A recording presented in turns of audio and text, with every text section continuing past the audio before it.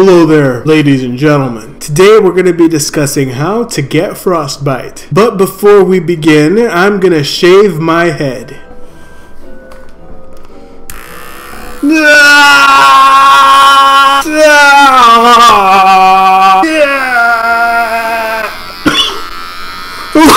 Just FYI, me shaving my head isn't in any way related to frostbite. I just thought it would be fun to do. Much better. What's going on? Joel here, and I amusingly answer questions that are searched for every single day on the interweb. Subscribe, smash that notification bell so you don't miss anything. So frostbite, how to get frostbite. Well, first of all, you gotta know what frostbite is. According to mayoclinic.org, frostbite is an injury caused by freezing of the skin and underlying tissues. That sounds horrifying. I am not endorsing frostbite. I am not saying to give yourself frostbite. Don't get frostbite, but here's how to do it if you're an idiot. I mean, these symptoms symptoms of frostbite include, at first, cold skin and a prickly feeling. You know, like when your hand falls asleep, that prickly feeling. Numbness, red, white, bluish white, or grayish yellow skin.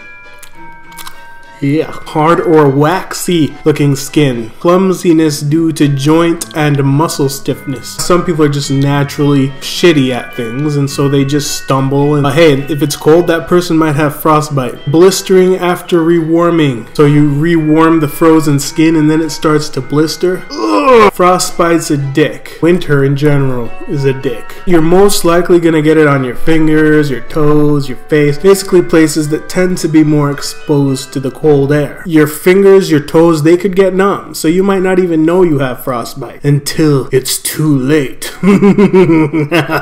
So how do you get frostbite? What's gonna cause frostbite? The short answer is prolonged exposure to cold air. Being out in the cold is painful, it hurts, and most of you don't have the pain tolerance to put yourself through that, at least not on purpose. So here are some things that can lead to frostbite. By the way, follow me on Instagram. I don't post a lot right now. If my following grows there, I'll definitely do it. Wearing clothes that are not suitable for the weather. You could be walking around in a thin ass jacket, your back goes numb, you don't even know your back is numb until you go home, your back is all blistery. Cold wind is a possible thing that can get you if you're not careful. Even touching things. I know a lot of you morons like to lick posts, like light posts and like freezer floors and stuff. Don't do that unless you want frostbite on your tongue. Your tongue will freeze to the pole and then you're screwed. And then your friends will be out there pantsing you and doing all kinds of weird stuff behind you.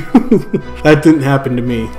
I said it didn't happen to me, so stop imagining it. Getting drunk or drinking alcohol before going out into a cold condition can also cause you to get frostbite. Why? Because drunk people are confident and they're also stupid. They're confident, stupid people, and there's no worse combination. They'll go out in the cold and be like, I'm gonna make this cold weather my bitch. Or I don't know, if you have a drunk friend, look out for them. Don't let them be an idiot. Being drunk, it numbs your senses. They don't even realize that they're freezing, and it can be dangerous. Smoking is another thing. If your heart rate's getting up and you're like, oh, smoking, yeah, I'm feeling so good from all this nicotine. It can numb your ability to sense that you're really cold and that you need to go inside. Other things that might mess up your ability to react to cold weather. Anxiety. If you're anxious or scared or feeling you're just not right in the head, probably not a good idea to be out in the cold weather. Getting frostbite, it can increase your sensitivity to cold. It'll increase your risk of developing frostbite again. Basically, whatever tolerance you had goes down. Your skin color is gonna get all weird and yellowy and bluish. That's not gonna be good. You're gonna get infections. You're gonna start losing your fingernails. Your joints are gonna be all stiff and out of whack. So if you don't wanna get frostbite, you always wanna make sure that you're dressing in several layers of clothing. Okay, better to be too hot than too cold. Again, getting frostbite is about exposing